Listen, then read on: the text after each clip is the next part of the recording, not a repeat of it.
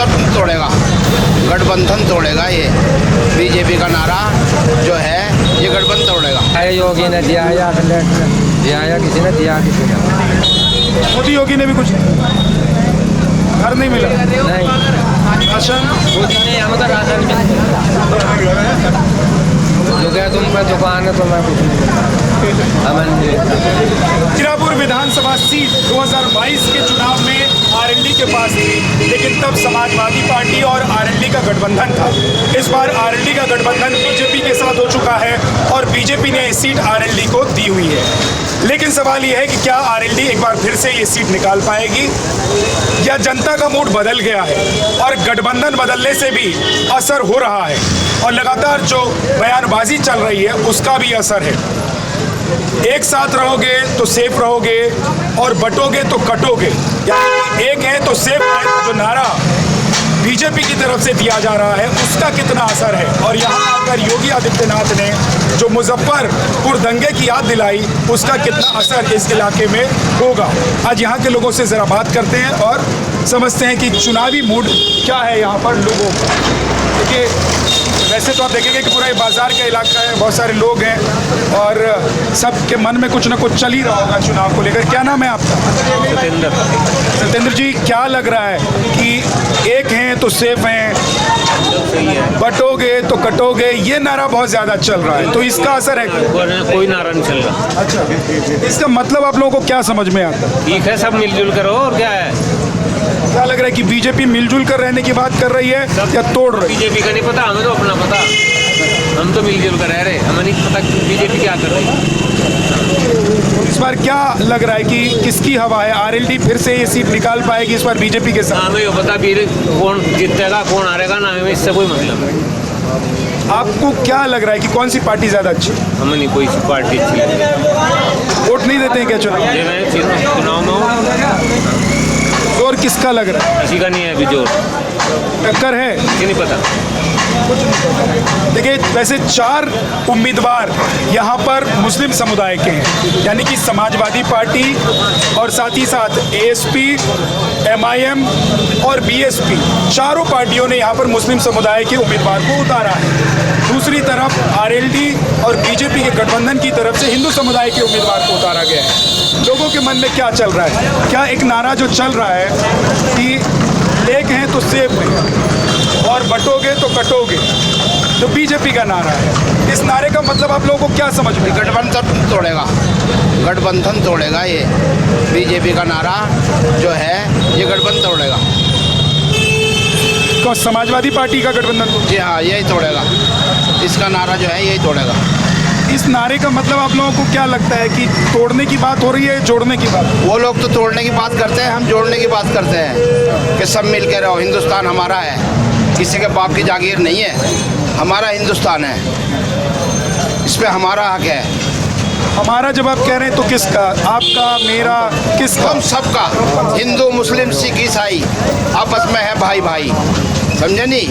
ये नारा है। चुनाव में इस नारे का असर है? चुनाव में बिल्कुल है, गठबंधन ही है होगा और कोई नहीं होने का।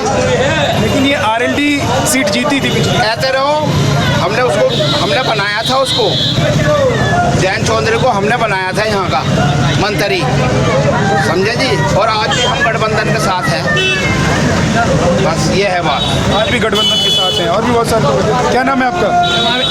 MK ओवैसी वाली पार्टी के साथ है। ओवैसी वाली पार्टी के साथ क्यों है? जी, हमारा नेता है, हमारे लिए आवाज़ उठाता है, इसलिए हम ओवैसी के साथ। क्या नाम है आपका? हम मोहम्मद हारिस। मोहम्मद भाई, बाकी जो उम्मीदवार हैं 3 और पार्टियों के, मतलब एमआईएम के अलावा, उनके उम्मीदवार भी तो मुस्लिम ही मुस्लिम है, पर वे आवाज़ तो नहीं उठाते ना, वे दूसरी पार्टियों का गुलाम है। हमारा लीडर अपना है, वो हमारी आवाज़ें उठाता है और सबके लिए आवाज़ उठाता है, कोई हमारे लिए नहीं, दलित भाइयों के लिए भी आवाज़ उठाता है। भाइयों के लिए भी आवाज़ उठाता है। आपका क्या नाम है? आपको क्या लग रहा है कि इस बार जो नारा बीजेपी ने दिया है या समाजवादी पार्टी कह रही है कि पीडीए काम उसका करेगा, ये सब चलेगा? क्या है इस चुनाव में? ये सब फेल हो जाएगा, सब वही चलेगा। उत्तर प्रदेश में हमारे यहाँ वैसी को वोट देगा, ओवैसी को वोट वैसे को वोट देगा। ओवैसी की पार्टी इतनी बड़ी है कि यहाँ पर चुनाव बहुत कौन सा खड़ा पड़ता है जी, तो से इंशाल्लाह पूरा चुनाव बढ़िया होगा। बूंद बूंद से घड़ा अगर भरेगा तो मुस्लिम वोट का बंटवारा हो जाएगा और इसका सीधा सीधा फायदा किसको होगा? आरएलडी को होगा। क्या नाम है आपका? बात कर लें, ये बाद में बात करेंगे, पहले इनसे बात करेंगे। सुहेब भाई, कौन सा नारा चल रहा है? योगी आदित्यनाथ का शासन अच्छा लग रहा है, इसलिए ऐसा कहा जा रहा है कि ये 9 की जगह भले ही 9 सीटों पर चुनाव हो रहा है, लेकिन 27 का ट्रेलर दिखाई देगा। क्या है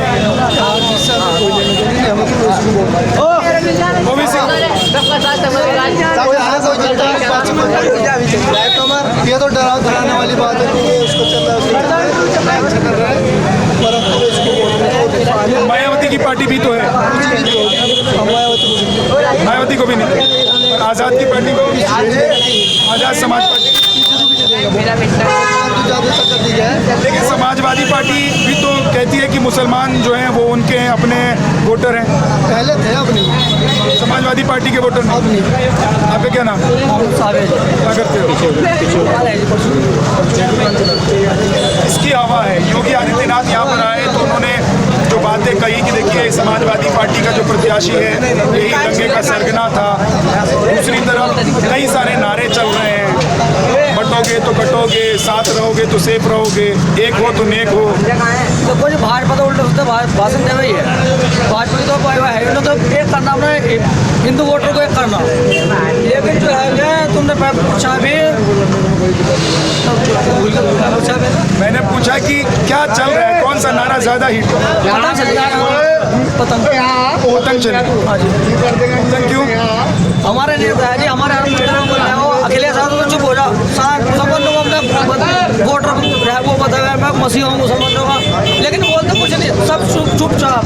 वो वैसे हर मुद्दा बोल रहा है, तलाक 3 तलाक बोल रहा है, वक्त को बोल रहा, और जो हमारे बहुत मुद्दे वैसे हर चीज़ को बोल रहे हैं, हर चीज़ पर बोलते हैं। वक्त वाला मुद्दा जो है चुनाव में बिल्कुल है, सबको पता है कि सब शांत है, सबको पता है एकमात्र नेता है जो वक्त मुद्दे पे बोल रहा, वो है ओवैसी। आप लोगों को लग रहा है कि वक्त को जो लेकर नया संशोधित बिल आने वाला है, उस पर बिल रखा गया, टेबल किया गया, और उस पर जो कानून बनने वाला है वो गलत है? जी बिल्कुल गलत है। वो हमारी संपत्ति है, उसे सरकार के सब अंडर में ले लेगी, वो वक्त के अंडर में रहनी चाहिए।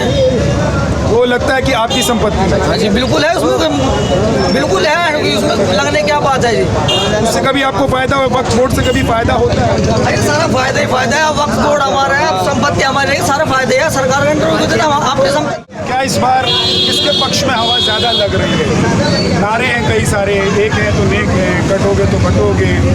यहाँ पर मुजफ्फरनगर का जो दंगा था वो भी योगी जी आए तो उन्होंने कहा कि भाई सपा का जो प्रत्याशी है वही सरगना था।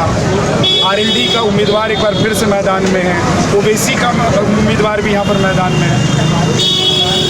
सर जी देखिए, आपने जो कहा है कि कटेंगे तो मरेंगे, बटेंगे तो हाँ, यानी कि जो बटेंगे तो कटेंगे, ये जो नारा है ये तो पहले से ही बांट दिया गया है ना लोगों को। अभी जाति देखिए आप, 6743 जातियाँ बनाने का काम की जालिम लोगों ने किया है, जो कि मानवता को सरासर करने वाला है। वही लोग आज बोल रहे हैं बटेंगे तो कटेंगे, तो ये नालायक लोग। हालांकि लोगों को इकट्ठा करने के लिए काम करना चाहिए, ऐसे शब्द बोलने चाहिए सब लोगों के हित के लिए। तो ये नालायकी जो है, जो भी ये लोग बोल रहे हैं, बंद कर दें। वो तो यही कह रहे हैं ना कि बटो नहीं, एक रहो जी। नारे में तो क्या आप समझ में क्या आ रहा है? नारे का मतलब तो ये है ना कि बटना नहीं है, एक रहना है। तो जातियों में पहले ही बांट दिया गया है। मुसलमान लोगों में तो खुली मात्र 72 फिरके हैं, लेकिन SC ST OBC के लोगों में जालिम लोगों ने 6247 जातियों के टुकड़े पहले ही बना दिए। तो ये कितने जालिम लोग हैं। अभी क्या है, किस मूड क्या है यहाँ के लोगों का? अभी मूड देखिए, पूरे मीरापुर का जो मूड अभी देखा जा रहा है, सब लोगों से आप पूछ सकते हैं। हमने एक पार्टी को देखा है, उसका नाम बहुजन मुक्ति पार्टी, जो कि 100 रुपये के स्टाम्प पेपर पर लिखित रूप में लिख करके भी दे रहे हैं। जो विधानसभा में अभी तक किसी पार्टी के कैंडिडेट की औकात नहीं है, किसी पार्टी की औकात नहीं है। वो 100 रुपये के स्टाम्प पेपर पर लिखित रूप में अपना लिख करके दावा कर रहे हैं। वो यदि अगर कार्य भी अगर नहीं करते हैं तो जनता मीरापुर की जितनी भी जमहूरियत है वो जाकर के उनके नाम की आभार करा सकती है। तो पहली बार किसी पार्टी ने ऐसा काम करा है। तो मैं सभी लोगों से कहना चाहूँगा, मीरापुर के जितने भी लोग हैं, कि हर एक कैंडिडेट से लिखित रूप में लिख के ले, भरोसा ना करे। 100 रुपये का एक स्टाम्प पेपर है, वो लिखित रूप में लिखवा ले। क्या भरोसा है जिस पर मतदाता वोट दे रहा है जिस कैंडिडेट को, क्या उनका काम करेगा?